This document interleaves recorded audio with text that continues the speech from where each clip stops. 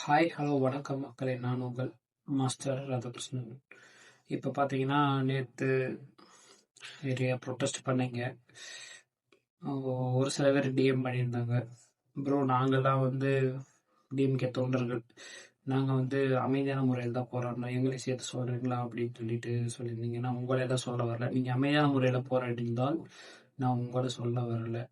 நான் சொல்ல வந்தது அந்த கொத்தடிமைகளுக்கும் தொண்டர்களுக்கும் என்ன டிஃபரெண்ட்னா, கொத்தடிமைகள் பார்த்தீங்கன்னா,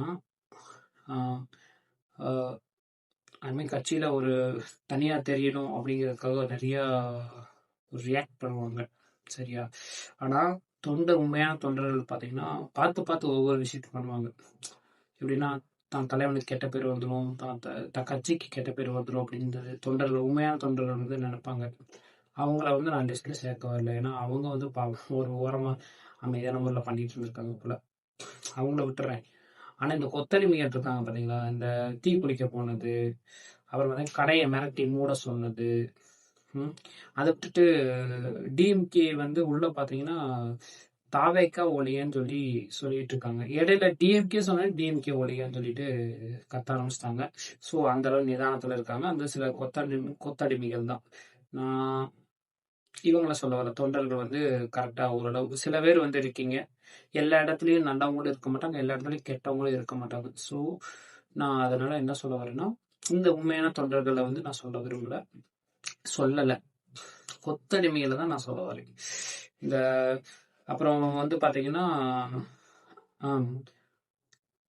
தாவேக்கா வந்து ஐ மீன் கலைஞர் ஒழிகன்னு சொல்லி கத்திட்டு போனாங்க. அதுதான் சொல்கிறேன், அவங்களுக்கு வந்து போதையில் குடி போதை என்ன நிதானமே இல்லாமல் இருக்கீங்க.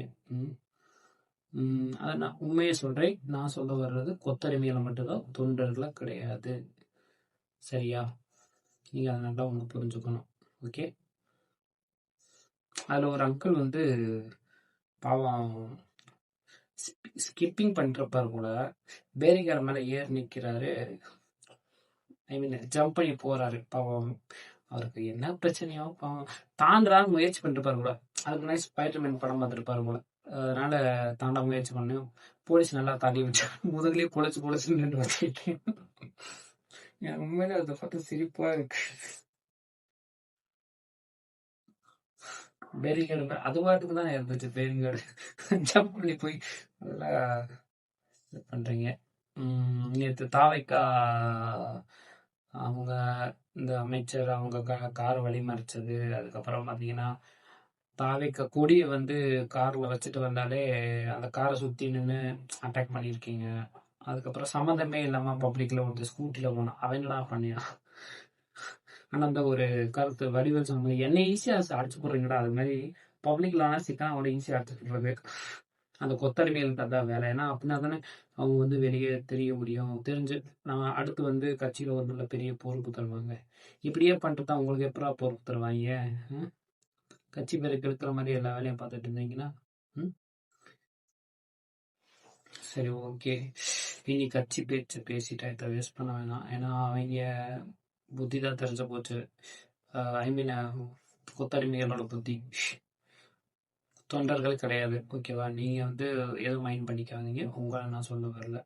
அமைதியான முறையில் போராடினா தொண்டர்கள், தலைவன் நல்லவனோ கெட்டவனோ அவங்கள அரெஸ்ட் பண்ணிட்டா அதுக்காக போராடுறீங்க, ஓகேவா? உங்கள் தலைவனுக்காக நீங்கள் போராடுறீங்க, தப்பு இல்லை.